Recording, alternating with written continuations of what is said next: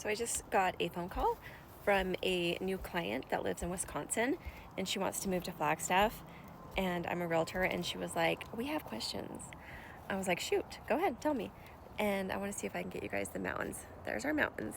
She's like, we want to know about the bugs. And I was like, what bugs? And she said, scorpions. And I was like, I've never seen one. I have lived in Flagstaff for 17 years. I have not seen a scorpion, so I don't think we have them. And I've also never heard a friend mention a scorpion unless they were down in Phoenix. I did have to be honest that I have received six mosquito bites this year alone, and I'm very upset about it. But we do live in the mountains, as you can see, and so, there are mosquitoes here, but they're not often. Also, she wanted to know about AC. Do you have to have AC here? And I was like, I guess not, because ours has been broken all summer and I'm still alive somehow. It only gets up to 90 degrees here. The sun can be quite intense because we're at 7,000 feet elevation.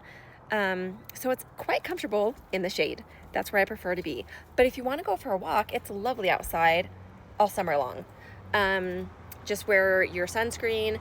And I have been wearing bug spray only to certain park locations.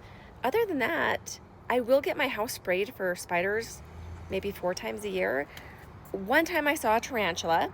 I take that back. 2 times that I've, since living here, I've seen tarantulas. One crawled up my driveway and tried to come in my garage, and I shooed it away with a towel. The other time I was out walking in the woods and I saw one like walking right next to me. So those are the bugs that we have here. You don't have to have AC, but it is more pleasant if you do have AC. If you don't, we just run box fans like this one right here.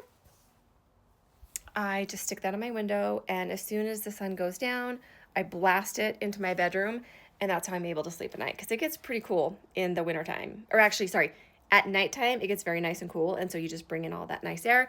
I also will just like leave this door open because it's amazing. Like, the weather here is amazing. And then she said, what do I need to be prepared for? And I said, the snow, which you really don't have to worry about until January.